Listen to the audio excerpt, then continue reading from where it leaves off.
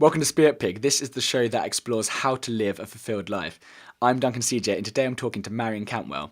This is part two of a two-part interview we had, and so you can jump straight in and watch it from here, or if you'd like a bit of context, then maybe go and check out part one first. Coming up, Marianne talks about how to create a location-independent business where you can work from anywhere in the world, experiencing failures along the way and how to deal with them, how to avoid burning out, how Marianne was able to take a 3-month-long holiday last year.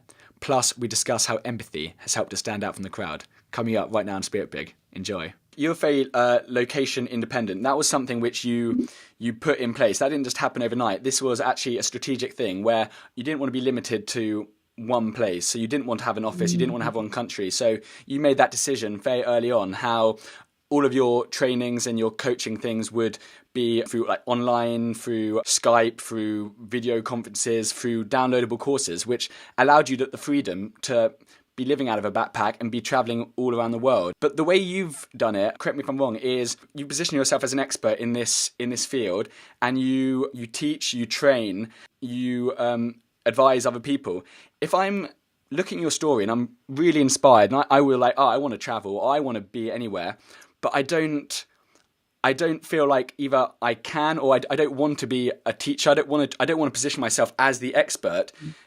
Does that shut the door? I mean, do you have to be the expert who imparts, or is there other ways to do it? Yeah. That was a long-winded, convoluted question. Absolutely understand. It's a big question. Firstly, I'd say that to me, if we look at my clients, people I work with, to me, free ranger has nothing to do with traveling the world. Okay. Free range human is about how you think about life and the freedom you bring to it. So I say that because I know we can often feel like that's the sexy way to have freedom. It's not necessarily. A lot of people would much prefer to actually travel the world a couple of months a year. And you can build that into your business almost no matter what your business is, so long as you streamline it and do it properly. So that's the first thing. I'd say, let's take the pressure off. So the way I started was I had what I believed was a face-to-face business. So I was coaching in person. I was running workshops in person. I was doing corporate workshops. I actually started out a range of things I did. One of them was I did corporate training. I was helping people with CVs, all that stuff. And it was all in London. And I couldn't see how to take it out of London. It wasn't really a problem at first. I was quite happy. But then I started to want to take time out. And that's when I slowly moved stuff online, and I slowly ditched the bits that I didn't want to go through the trouble of putting online. I ditched the corporate side. Wasn't really where I wanted to go anyway. So it was just easier to get rid of that. I closed off the live workshops in London, which had been my biggest stream of new clients. So it was a huge, scary move to do. But by then I was like, I need to replace it with other stuff. So I was replacing it. So I think the first thing is to say, you don't need to start from day one, but you can. There are definitely people who say they start from day one. But if you can see the advantages of starting where you are and going online, start where you are and then go online. And the way to practice, I practice everything in experiments and projects. So my first location independent thing was, I think it was just 1 month away. My next one was 3 months away, and then I just packed up my whole life. So don't feel pressured. So that's the first thing. Second thing, to answer your question directly, what can you do? I think the expert model is great. I don't think it is right for as many people as are being sold it is right for. I think it's become the dominant way of seeing how to get freedom in your life, and it's a very good way. It's when you start to meet more people who really are doing something they love, who have the freedom to stay in one place if they want to, or go away for a while, or travel the world. Not all of them are experts. The thing is, it's hard when you're researching that online, because who do you find? You find people who have brands. So of course you assume everyone has a brand, because that's how they do it. But actually, let's give a few examples. I hire people in my team. I have a very small team, and I tend to hire people who've been my clients originally. And these people are doing a range of things for a range of clients. Some of them don't have their own websites because they get recommended. So one person is my business manager. She calls herself the details director. She's a director for people, those of us who don't really love the details. So that's a great example. So I think she's getting a website now, but she already has a few clients without that. So that's one example. You're not an expert, but she's someone who would just love sorting out details for everyone. It's the most fun thing you can think of. So that's one way. So there's two ways I'd say. There's one of them is creating your own hub, your own brand, your own attraction hub almost.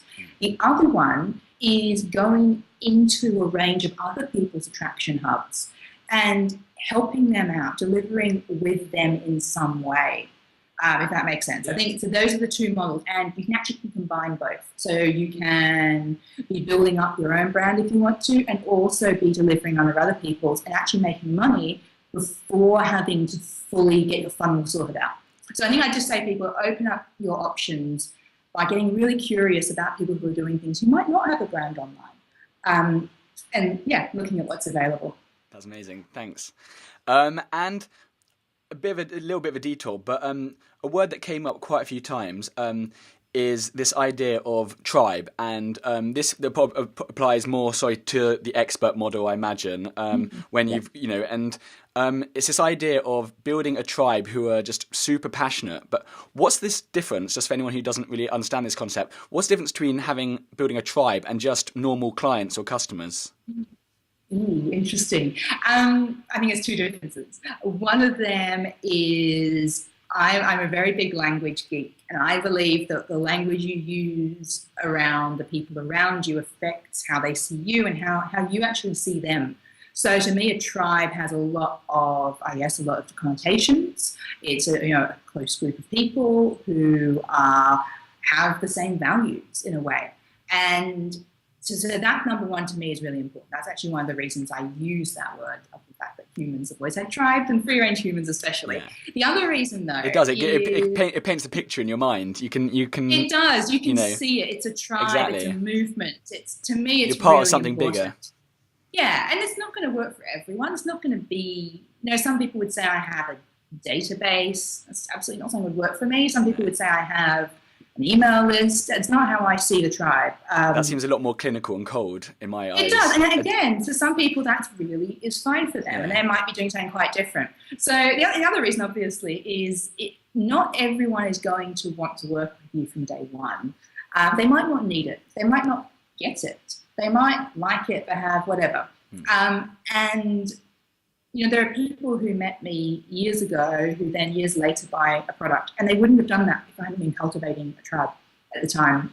So I think that has a huge value. And the other thing is there are people who might love your work, but who have no desire to do the things that you're talking about. So I actually have some friends of mine who are in my tribe on my email list and who never want to quit their jobs. They're very happy with what they do, and they hate being self-employed. They actually like what they do, and they say, we love being on there because we get this inspiration. We see possibilities that we apply to our lives in ways you might not realize, and they spread the word among their friends, among their colleagues. And again, if you don't have that available, people can't really do that. So I think there's two reasons why I think it's really valuable. That's awesome. When I get my biggest learnings and stuff is when I'm always like every day I'm messing up and screwing up like all day long every day, but that's when I'm just constantly learning, and it's like through just I think I'm more in the mindset of ready, fire, aim, and then just and then suddenly changing course. Do you have any sort of stories or any really like memorable failures which have looking back on reflection, really helped direct to where you are? Good. So I'm not the only one who fails every day. Oh, it's fantastic. I think one of my favourite ones is I spent a while, this is years ago, before the popular explosion of online courses about being your own boss happened. And I was like, why are there no, at the time, affordable programs on how to run an online business, which was just the model I was using, and do stuff you love. I was like, I don't know, at the time there really weren't any programs. There was more like group coaching, higher end. There was nothing, under like the thousands really. And I thought, I'm going to create that. As I partnered up with a friend who thought similarly, and we created this thing, and within about a month we were like, now we know why there were no really affordable courses on this, because we were working so hard for return that wasn't worth it, and we were getting really frustrated, and within 6 months, or even less actually, I think 3 months, we closed down. It was one of my best lessons ever, which was like, I still call it, called was called something e-school or something. I'm like, oh my God, the e-school. And the people in it actually, I thought it was just such a car crash personally. So I was just like, this was awful. They actually like, we really like that. And I'm like, oh, well, sorry. I didn't really like that. So bye. It was a good thing. As you know, you learn from your failures. Number one, I had some material I never would have had that went into more sustainable courses where you could put, I think it's really important as someone who's running your own thing to create something that you can put the time and energy in because it pays you what you're worth, and therefore you can put time and energy into it. Or if you're at a higher stage and have a team, that you can delegate your team to do. And so I'm very glad that even though I spent a long time on something that didn't last very long, that I learned that, not before, I did it on a very grand scale. If I was learning that lesson now, I expect it would be a much harder lesson to learn. Would you have done anything completely different? How would you approach that differently? If you just not started something without giving it the thought up front? Or? No, I still would have started it. The premise behind it was, why is there no real... I was talking I can't remember how much it was a month, but it was really ridiculous. It was well under $100 a month. And I was like, why is there nothing under this price point a month? And that was the key. And I think that's what I've done differently was... My question was, why is there nothing on this price point a month where there's good interaction from the people running it? Okay. And the answer was really obvious and staring in the face. So what I've done is I've positioned it as not having interaction, but I'm not sure that would work, or I'd have put it at a much higher price, and that I still would have launched it. And I think maybe it'd still be around if that was the case. Awesome. Yeah. Good stuff. Now, when you have a setback like that, do you get down on yourself, or are you just like, yes. Screw it, just... Oh, God, I get so down on myself. Oh, yeah, I've got a really awful self-talk. So that helps. Who wins? Who wins in the little argument on your shoulder? You got the little angel or the devil, I call him the little top dog. Top dog. Like, yeah. I could give a glib answer, but I get super down on myself, and it can take, I'm fairly sensitive, and it can take a while to bounce back from it. I don't think I was too upset about that one. It was a failing, but it wasn't like didn't feel personal to me. If something feels a bit personal, I'd take a while to recover from it. I'd have to, at that point, surround myself with people who, are like the right people to have around me. Take some time out, take all that self-care, and that stuff that when I started being my own boss, I wasn't very good at. I was very good at getting stuff done, but not very good at, I guess, the feeling side of it. And that's completely changed. And now I actually teach people that stuff because I'm like, look, I was burnout queen because of those habits. So, if you're someone who gets down on yourself, who pushes yourself, you have to view yourself as your biggest asset in your business and start to treat yourself like you would treat a long-term asset that you really wanted to be working well, not just for 2 months, but, in 10 years, in 20 years. When that flicks and you're like, I am running my biggest asset in my business to the ground in terms of how I'm thinking or how I'm being, it's a really obvious choice not to do that anymore. Have you found that, because obviously you've got the brand, which is sort of free range humans, but very much, a lot of the people, obviously, are buying into you, they buy into your story, they buy into your message. Have you found that limiting where, because you are such a big part of the whole thing, for somebody else who was trying to do a similar sort of business, because you are the business effectively, can you have days off, or how have you found that? Because you was talking about getting drained and exhausted. How have you managed that along the ways? Because good question. I'm actually really good at taking time off. You'll be happy to know. So at first I didn't. So given my first couple of years, I was really working hard, but I was just pulling constant late nights because I think I didn't quite know what I was doing, and there weren't the guides around then that are now. So I grew up in business in yellow highlighter land, as I call it, when you had all the sales page with the yellow highlighter, and those were the role models. So clearly I learned something from them, but they weren't. It's not like I was going to take them on as long-term mentors. That's just not me. Yeah. So I learned in a really different way. And I was pre-B school, all that stuff that's out now wasn't out then. So I think that a lot of my, you still have to work hard when you're starting out, but a lot of it came from not knowing what to do and from not understanding the value of delegating. Yeah. But because of those lessons, because of burning out a few times, I ended up taking on, my very first hire was a client of mine who became my VA, then became my business manager, then launched her own successful business off the back of that. And over the time she worked for me, everything shifted. So I think like the best thing I ever did was to hire. I had hired VAs before, and it was just like cataclysmically awful because number one, I didn't trust them. Like I think if you try, I think it's really important in terms of time management. You're going to need at some point to delegate something in what you do, and if you aren't trusting people. So for anyone who doesn't know what VA is, it's just a virtual assistant. Yeah. Yeah, good point. Virtual assistant. So I do that the whole time. I'm like VA and this and that, and I'm just like, I actually had no idea what that was 2 years ago, and so I had to remind myself. Thank you. So, I should say that. You're absolutely right. Yeah. So basically, you're going to need to hire at some point, or delegate, or skill share. Like if you can't afford to do something, maybe you can do something to someone else, and they can check your emails, or whatever it might be. So you're absolutely going to have to. But if you don't trust that person, because you're just not at the stage of trusting anyone, which is possible when it's your business and your baby, or because you've hired someone very low level, which was my mistake. I tried to hire, international VAs like from India because it was cheap, and it didn't work. But when I hired someone I knew, I had immediate trust, and so that changed for me. I hired someone who was very high quality. It just shifted. And at first it was just checking emails, but then it grew into a lot of stuff. So long story short, at the moment, I took 2 months off last year. 3 months almost, back to back. No email checking. No one was allowed to contact me about my business. I couldn't check social media, and no one noticed. It was fantastic. It was an experiment in how I could run free range humans with not being there and no one knowing I wasn't there. Yeah. So you absolutely can, but you need to trust people. You need to put in the systems in place so you can.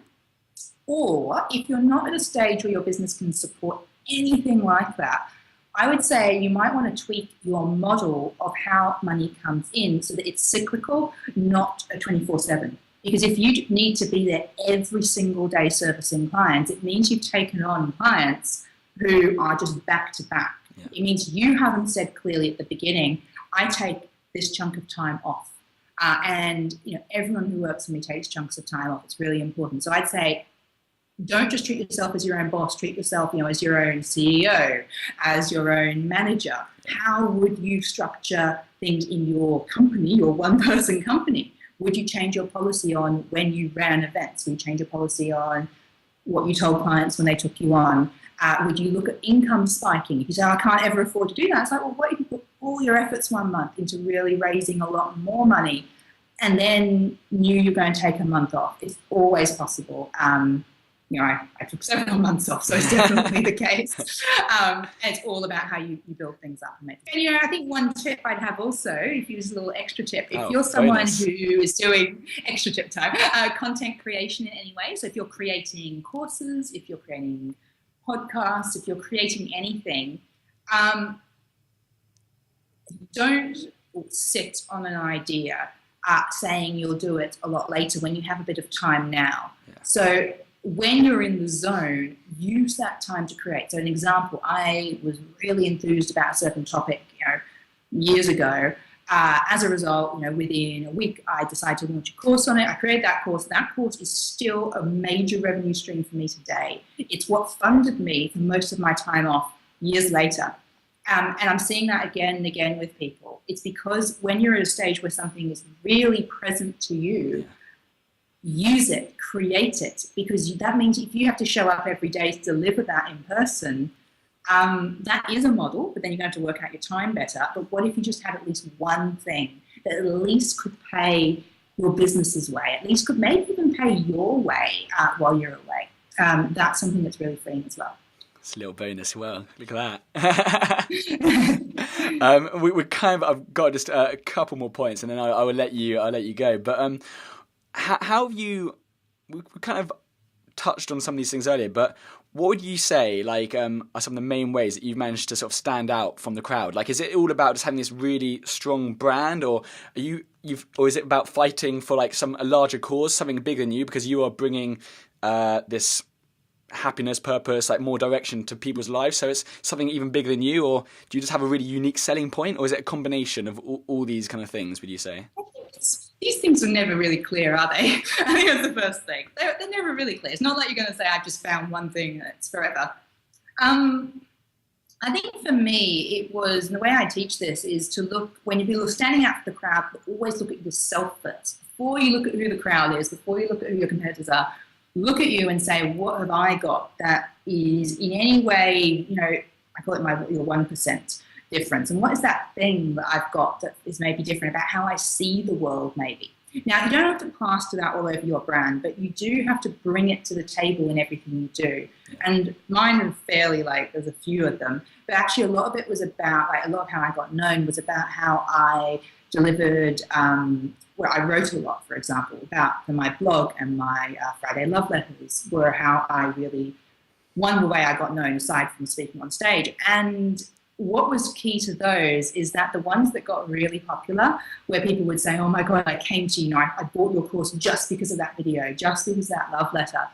They were the ones where I was really feeling it. Because one of the things that I do really well is genuine empathy and feeling how a crowd of people are feeling, even if I'm not in front of me, because reading their emails and actually playing it back to them so that people feel understood, so people don't feel crazy about stuff, and showing them another way from that point. Whereas a lot of people in my field, that's not their superpower. Their superpower is clean solutions. Their superpower is, one thing I do is enthusiasm, but some people, that's just their thing. So I think that for me, it was really pinpointing that I could write, top 10, practical tips to this and that. And you look in my courses, that content is there, but my public content, the stuff that wraps around the practical side, I'm very strategic, but the stuff that wraps around the strategy is actually empathy. So people of a very certain type feel genuinely understood. And it's that simple to me. And also quality writing. So I'd be asked a lot, how did your blog get popular? And I was like, I wrote really good posts. Not meaning to be funny about it, but I spent a lot of time writing quality content. And very important to me as a writer. So I think those two things together.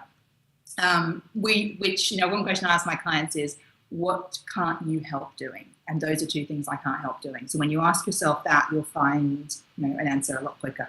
And it ties back into authenticity, what we were talking about at the beginning. It's actually looking at yourself and being completely honest. This is what I love. This is what I'm good at. And then you could be empathetic because you can genuinely because that's something you're good at. You can making people feel understood. That's huge, and you're actually putting yourself in their shoes. And so and I think you can tell very easily when you're reading something, when you can tell if something's disingenuous or actually if it's true and authentic and empathetic. And I think obviously that really just shines through in your writing. So well answered, good answer. And now just to finish off, I'm definitely letting you go. Just two last things. This is one thing that we ask all of our guests. So I might be putting you on the spot, but if you had to just give one piece of advice, or what's one thing that our listeners can go out and do today that will have a massive positive effect on their lives? Some people are saying meditation. Some people are saying live in the moment. Some people are saying get clear on goal setting. What would you say if you had to just pick one thing? I should have pre-warned you. Sorry. So many things. And also, we like cheating on this podcast, so feel free to cheat. I'm actually running a challenge at the moment in my little tribe to actually get people to do things like that, one thing a week. So I'm trying to pick from one of those amazing things. I think it would be to get playful with things in your life. So to look at if you go away today and looked at what is something that you are thinking is so big at the moment that you can't even, it's on the back burner until the perfect weekend, you can't crack it, but it's definitely the thing that, is most hanging over your head. What's your one thing that you're like, I'm totally going to get to that, it's hanging over my head? And go and look at how you can do a version of that in a small way. That's what we call a free range project, a play project. And I think that's the one thing that you can do throughout your life. I think one of the most beneficial things is to take things to one day and see how you can get an essence of it in the now. So if you are like, one day I'm going to write a novel, and you haven't written a word, you can find 20 minutes. You can write one line on the page, and it's absolutely terrible. And you can do that every single day. You can sit down, find 20 minutes, and do that, or find it 3 times a week. Yeah. And the more you stop looking at one day and the more you bring it into the now, that is where the big things start from. That's awesome. And that reminds me of a book which have you read called The One Thing? I'm just talking about that actually. Were Yeah, you? It's one of my favorite books. yeah. It's one of my favorite books last year. It just completely got it. It just came at such a relevant time. I was just trying to do 20,000 different things, and you constantly felt overwhelmed. And just it was an amazing book, and it just really just kind of what you said, just breaking it down to just what is the one thing I can do today that will make everything else easier or not necessary. And it just it's fantastic. And last but not least, are there any books or resources which have had a big impact on you, or like if you had to, we had to direct everyone just to one book or a resource? Several books and resources. You can have two, because one of them should obviously be your own book. Okay, I'll say in terms of business, a really readable, quick book, Rework, by the guys who started 37 Signals and created Basecamp. So Rework is one book that really got me started thinking about doing things in small ways that get big. And if you're actually looking for, I guess, direction in your life and you're not even at the stage of being really clear what you want to do, I think a title that I love is Find Your Own North Star by Martha Beck, which is she's a life coach who works with Oprah and does some pretty cool stuff. So that's more if you're at that stage. But obviously my book covers both of them. We're going to definitely link up that book below, don't you? Yeah. It's awesome. Finally, how can people stay in touch? Should we send them to your website, your Twitters, your blogs? Absolutely. Yeah, I would say check out Free Range Humans, the free-range-humans.com. I'm sure it's linked to below. And get yourself on the tribe list. Get yourself on my love letter list. And the other way, if you're on Facebook, facebook.com/freerangehumans, and I post up some pretty cool stuff from around the world on there. Marianne, thank you so much. This has been absolutely awesome. It's been I've learned so much. A lot of these questions are just like, oh, what do I actually want to know myself? So it's been awesome talking to you. Thank you so much for giving up your morning, or in Bali it might be afternoon now, is it?